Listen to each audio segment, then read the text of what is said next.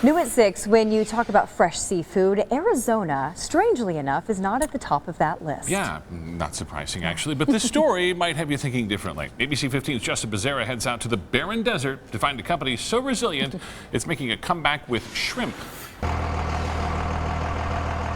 We've always heard the phrase, the road less traveled.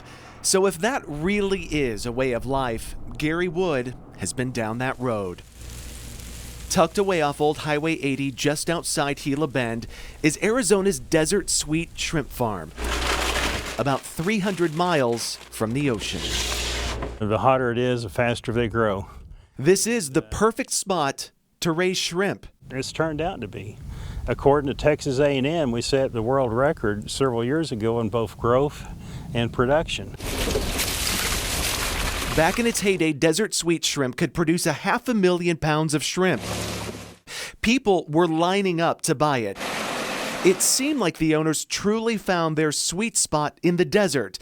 But then in the mid-2000s, the recession started to take its toll on the company.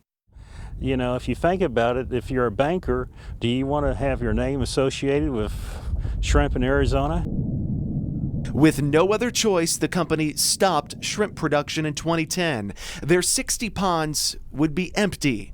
It's taken 7 years for Desert Sweet Shrimp to rebuild and get the funding to start back up. At least I'm not disappointing people now by saying I don't have any. As a test this year, they used just 3 ponds to produce about 20,000 pounds of shrimp. It might have been a long road to get here, but it really is the road less traveled. The first time we cooked some up, the memory of it just came right back.